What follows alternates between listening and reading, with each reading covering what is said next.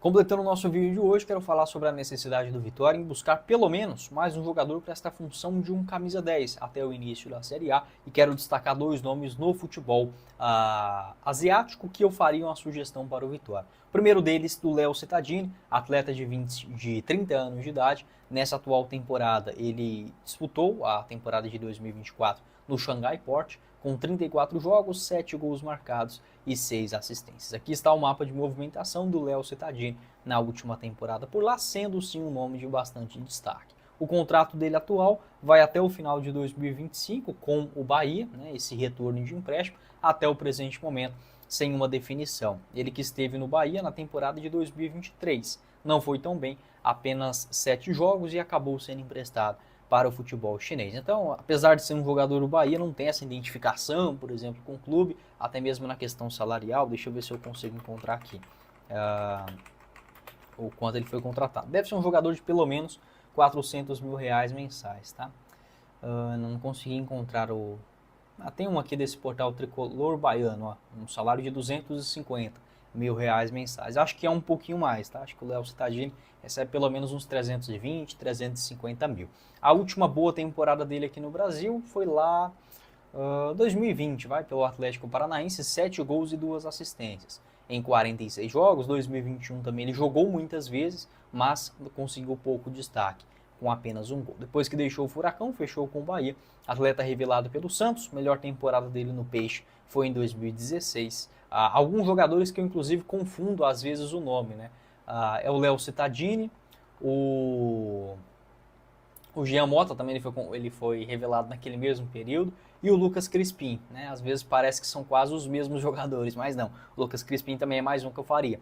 Uma sugestão aqui para o Vitória, ele tem contrato lá na Tailândia somente até junho dessa temporada, recentemente foi especulado também no Fluminense, há 30 anos de idade, na última temporada atual, inclusive, lá na Tailândia, 7 gols marcados e 3 assistências em 24 jogos. Aqui no Brasil, a melhor temporada dele foi, inclusive, no Nordeste brasileiro, pelo Fortaleza em 2021, 11 assistências e 5 gols marcados em 47 jogos. Aqui está o mapa de movimentação, por exemplo, do Lucas Crispim naquela temporada, vestindo a camisa do Leão do PC, uma nota média muito boa e atuando um pouco mais pelos lados, ali como um meia esquerda. Pode atuar pelos dois lados e também nessa função mais central. Deixa eu ver se eu acho aqui o mapa dele lá na Ásia, Aqui está, atuando um pouquinho mais pela meia direita. Você pode deixar a sua opinião, o que você pensa também sobre o Lucas Crispim, um jogador também que tem essa faixa salarial de uns 400, 500 mil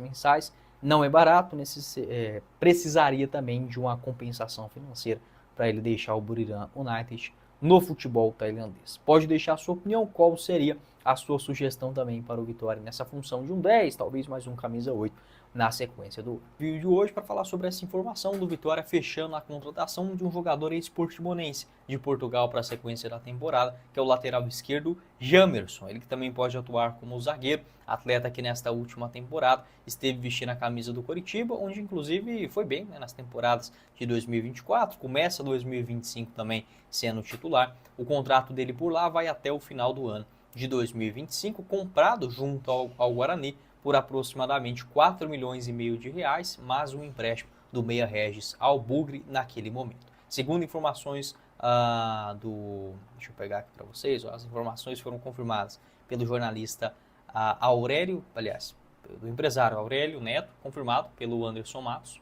também recentemente, chegando por empréstimo, apesar, mesmo se o Lucas Esteves sair, continuar, enfim, será contratado, tendo uma terceira opção, por que não?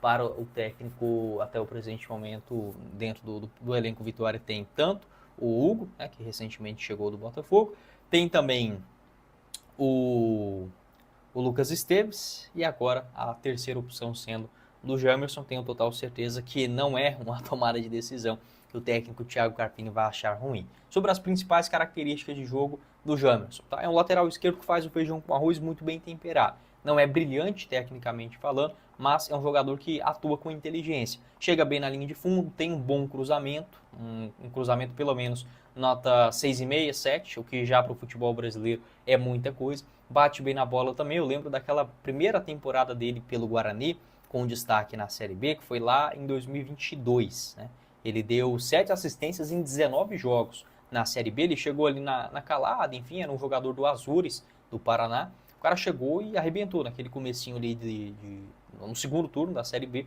com 7 assistências em 19 jogos, sendo um titular absoluto. Na temporada seguinte, acabou sendo adquirido pelo Coritiba, onde jogou inclusive a Série A na temporada de 2023, com 29 jogos, sendo 22 deles na condição de titular.